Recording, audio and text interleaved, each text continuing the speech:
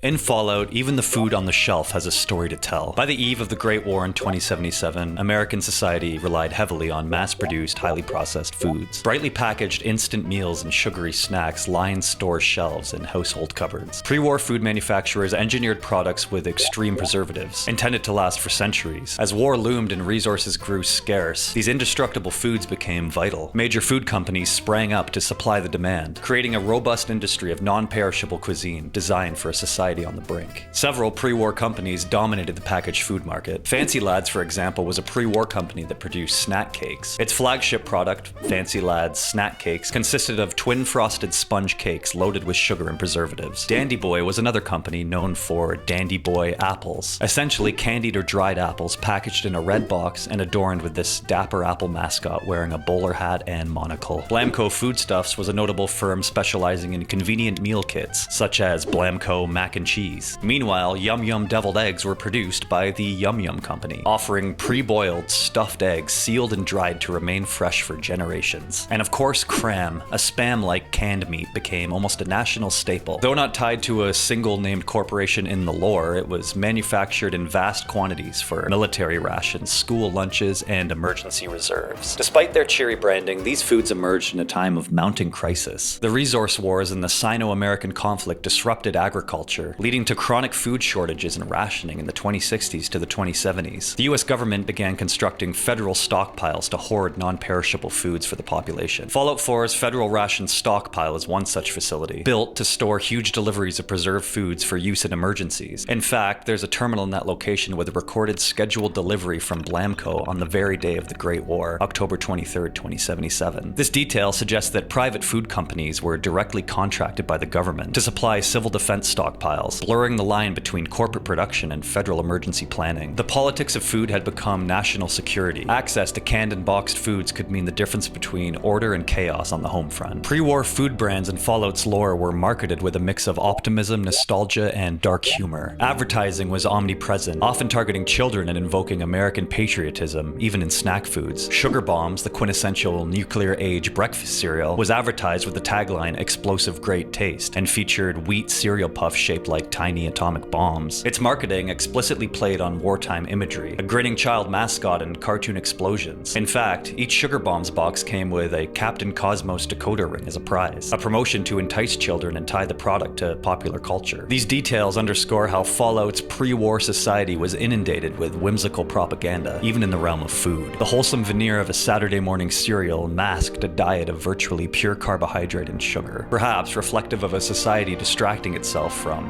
harsher realities. Fancy Lad Snack Cakes carried the slogan, "A big delight in every bite," a phrase borrowed from a real-world Hostess Twinkies ad. Billboards for Fancy Lads feature a cartoonish Fancy Lad mascot. This cutesy marketing stood in ironic contrast to the realities of 2077. Those same billboards would, a few years later, loom over starving crowds. In Fallout New Vegas, a member of the King's Gang in Freeside even jokes, "I'd give anything for a Fancy Lad," highlighting how legendary the brand remained long after the war. Dandy Boy apples were marketed with an old-fashioned flair. The very name Dandy Boy evoked turn-of-the-century nostalgia, appealing to tradition even as fresh fruit became a rarity. Every brand had a cheerful face or slogan, from "Easy does it, you little devil you," to "It keeps," the simple, blunt slogan for Cram meat, emphasizing its astonishing shelf life. In short, pre-war food marketing in Fallout's universe was equal parts comforting and surreal, blending family-friendly imagery with the hard truth that these foods were engineered for a world on the edge of apocalypse. While most pre-war food brands were nationwide, there were some regional variations and unique local products noted across different Fallout games. For instance, the packaging of Fancy Lad Snack Cakes differed between regions. In the Capital Wasteland, Fallout 3's Washington, D.C., and the Mojave, Fallout New Vegas, the cakes came in plain white boxes with a red logo and bow design. Whereas in the Commonwealth, Fallout 4's Boston area, the same cakes were sold in eye-catching pink boxes, a subtle indicator of either a packaging update or a regional marketing strategy. This suggests that even within the US, pre-war companies tailored their product presentation to different markets. Boston's packages may have been a newer design circa 2077, whereas the older stock out west still had the classic look. Regional tastes also existed. In Fallout New Vegas, set in the Mojave, you'd be hard-pressed to find the Nuka-Cola marketing juggernaut dominating every sign as it does in the east. Instead, the west has its own local beverage, Sunset Sarsaparilla, and foods derived from the frontier culture. Wasteland-made snacks like iguana on a stick reflect a post-war regional adaptation, but even these have roots in dark pre-war practices. Fallout 1 infamously reveals a vendor secretly selling human flesh under the iguana label to cut costs. In Fallout 4's New England setting, we encounter Gwinnett Stout, and in Far Harbor, Vim Soda, a local main competitor to Nuka-Cola. While these are drinks, not foods, they highlight how certain brands were region-specific. For solid foods, the greasy prospectors improved pork and beans. The product, pork belly and beans and tomato sauce, was likely eaten coast to coast, but the prospector imagery harkens to the frontier mythos. And in Fallout 76's Appalachia, one notable pre-war specialty is the vegetarian ham, a 32-ounce block of plant-based imitation ham that never spoils. The existence of vegetarian ham as a preserved ration highlights how diversified and technical food manufacturing had become by the war. However, once the bombs fell, these distinctions largely ceased to matter. Everywhere, people scavenged the same sugar bombs and Cram from ruined supermarkets. Only in rare cases, such as the Nutritional Alternative Paste program at the Suffolk County Charter School in Fallout 4, do we see hints of localized food technology. Overall, the main food brands we've discussed were distributed widely enough that they survived in ruins from California to Boston, a testament to the nationwide reach of companies like Fancy Lads, BlamCo, and their peers. After the Great War of 2077, the population of survivors in vaults and on the surface had no choice but to rely on the Dutcherdus of the old world, including its food. Remarkably, the packaged foods of pre-war America are still edible 2 centuries later, exactly as advertised, albeit usually at the cost of radioactive contamination. In gameplay terms, consuming a 200-year-old Salisbury steak or a box of InstaMash in any Fallout game restores a bit of health, but also adds a dose of radiation to the player. While the food didn't spoil, it often absorbed ambient radiation over time. Fallout 4 even differentiates preserved versions of pre-war foods. Those are rare caches of pristine food that survived without irradiation. More commonly, wastelanders simply accept radiation as a price of a meal, or they use rat-away medicine to counteract it. Despite the radioactivity, these ancient foods are precious resources. Many Fallout 4 characters comment on or covet them. The Brotherhood of Steel in Fallout 4 has an investigation into missing food supplies. Crates of dried meat, InstaMash, and BlamCo Mac Cheese were being stolen from their stores, prompting one Brotherhood member to marvel that someone would go to all this trouble for a lifetime supply of Cram. That line shows how valuable a large quantity of preserved food is in the post-war world, arguably as valuable as weapons or technology to some people. In Fallout 3, a ghoul named Murphy discovers that sugar bomb cereal can be fermented into a potent drug, trading one form of energy for another. And in Fallout New Vegas, the New California Republic sharecropper farms and the experiments of Vault 22 highlight a broader point. While society is trying to grow fresh food again, the wasteland still leans heavily on pre-war stock to supplement those efforts. It's a sobering thought that the last meals of the old world became the first meals of the new. The taste and nutritional value of these foods is often questioned in the lore. Characters frequently describe Cram as barely palatable, variously called gross or weird in taste. Three Dog, the radio DJ in Fallout 3, jokes about the questionable freshness of Salisbury steak on air, and companions like Kate from Fallout 4 will quip about the odd smell of a 200-year-old steak. The overarching irony is that these items, engineered to sustain life indefinitely, do so at the cost of quality. They keep people alive, but they're a far cry from the wholesome meals of the pre-war ideal. Yet in the wasteland, a box of sugar bombs or a can of pork and beans can mean the difference between starvation and survival. This lends a poignant significance to the lore. Those garish boxes and tins are relics of a lost civilization, yes, but they're also daily sustenance for Fallout survivors. It's also worth noting how these preserved foods have entered post-war culture and mythology. The iconic Nuka-Cola spawned an entire cult in Nuka World and is used as currency by some traders. Similarly, the image of sugar bombs has persisted. Fallout 4 features custom power armor paint with the sugar bombs logo. Such details show that pre-war food brands have become part of the shared memory of the wasteland, symbols of the world that was. Consuming a Fancy Lad or BlamCo Mac Cheese is a tangible connection to the pre-war past, one of the few pleasures, however modest, that an individual in 2287 might share with someone in 2077. In the Fallout universe, food is far more than a background item. It is a mirror of societal values and struggles. Pre-war America's food lore reveals a country caught between abundance and annihilation. Companies churned out eternal snack cakes and miracle powdered meals to resolve shortages and to calm fears. The politics of the time meant that these companies worked hand in hand with government initiatives, from rationing programs to vault promotions. The fact that most people entered vaults, armed not just with weapons but with boxes of preserved groceries, speaks to the fundamental role of food in any civilization's security. After the bombs, those same preserved foods became the lifeblood of the wasteland. In a world where agriculture is tough and hunger is a constant companion, the legacy of BlamCo, Fancy Lads, Dandy Boy, and their peers is one of salvation, if not exactly nutrition. Region to region, the labels may vary, but every survivor recognizes the common taste of a 200-year-old steak. A can of Cram is not just a health item, it's a story of wartime extreme rationing, scientific food preservation, and the lengths that people will go to for protein in a post-nuclear world. And a Fancy Lad snack cake symbolizes the lost innocence of pre-war life, a promise that a big delight in every bite could last forever,